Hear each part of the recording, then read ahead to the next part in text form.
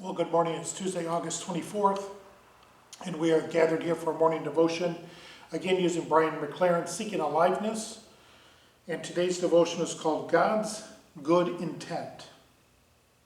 Even though Jacob learned an important lesson with his encounter in Esau, sibling rivalry had a surge in the next generation. Jacob had 12 sons.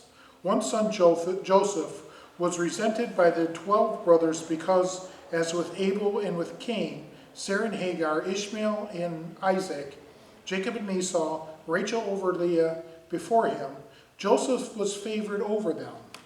In fact, Joseph dreamed that one day his brothers would grovel before him. Eventually, driven by the resentment of the dissatisfactory, they plotted to kill him.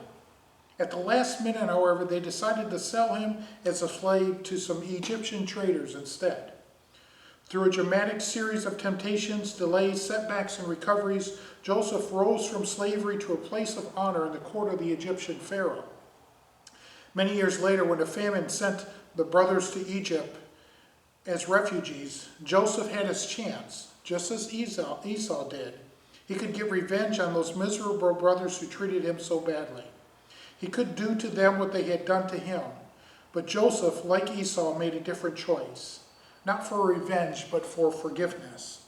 When his brothers groveled before him as Joseph had dreamed they would when he was a boy, and when they offered to be treated as slaves rather than brothers, Joseph didn't gloat. He refused to play God, judging them evil, and sentenced them to death or enslavement. Instead, he reinterpreted the whole story of the relationship. Their evil intent had been overshadowed by good intent, so that Joseph could save their lives. He had suffered, and he had been blessed, he realized, for their benefit. So instead of imitating their resentful and violent example, he imitated the gracious heart of God by refusing to play God in judging them. He imagined God in showing some kindness to them. In this way, Joseph, the victim of mistreatment by his brothers, became the hero. The one everyone cruelly rejected was the one where kindness everyone needed. The one who was considered favored wasn't made superior as others could grovel before him. He was made strong so he could protect them, provide for them, and serve them. In both the story of Jacob and Esau and the story of Joseph and his brothers, the rejected brothers, the older brother, is the one whose face the grace of God shines brightly. And so Brian McLaren extrapolates a little bit of the story of Joseph, and it's one of my favorite stories in the Bible. You can read it in Genesis. It takes up quite a bit of the story. But it's a story where, Joseph is mistreated by his older brothers. They're jealous.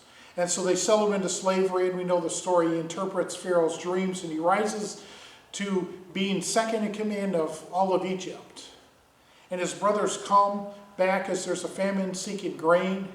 And Joseph had that opportunity to mistreat them. He had the opportunity to do to them what they had done to him. But instead, he kind of tricks them a little way. It's a really good story. But he treats them with grace. And he treats them with love. Because he saw God's whole plan coming to fruition right here. He saw how God had placed them in this time and in this place to save his brothers and sisters. And friends, we may not see God working in the moment that something happens in our lives. This is my takeaway, at least. We may not see God acting in the moments of our lives. But if we look back and look at the big picture, we can see how those stories are connected to one another, and maybe how those stories brought us to a place where we can offer God's grace and God's love that we wouldn't have been able to do before. The story of God is a continuous story. It doesn't just end at a moment. It ends at a moment. It ends in a moment. It's a continuous story.